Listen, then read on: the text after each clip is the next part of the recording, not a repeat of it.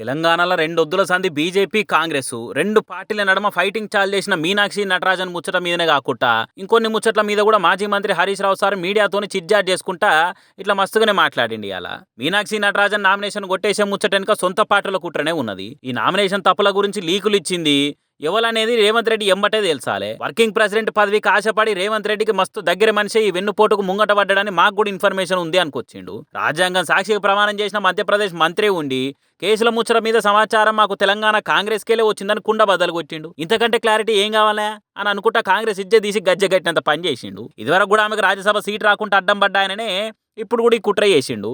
మరి ఇట్లా సొంత పార్టీ ఇన్ఛార్జికే వెన్నుపోటు పొడిచే లీడర్లు ఇంకా కామన్ పబ్లిక్ ఏం న్యాయం చేస్తారు ఏం కథ? ఈ నామినేషన్ కొట్టేసరు కుట్ర మీద రేవంత్ రెడ్డి సిట్ విచారణ చేపిస్తాడో లేకుంటే ఇంకేదైనా విచారణ చేపిస్తాడో గానీ మొత్తానికి అసలు ఏం జరిగిందో నిజాన్ని నిగ్గు తేల్చాలని డిమాండ్ చేసిండు. కేసీఆర్ అద్భుతంగా సెక్రటేరియట్ కడితే ఆడికి own Revanth Reddy command control room ను ఆయన క్యాంప్ ఆఫీస్ గా మార్చుకున్నాడు. ఆడితోనే ఆగకుండా ఇప్పుడు ఫ్యూచర్ సిటీలో ఇంకో క్యాంప్ ఆఫీస్ కట్టుకుంటున్నాడు. చూస్తుంటే చదువు శారడు బల్పాలు దోషాలన్నట్టుగానే ఉంది సీఎం తీరు అనుకుంటే ఎక్కిరిచ్చిండు గట్టిగానే.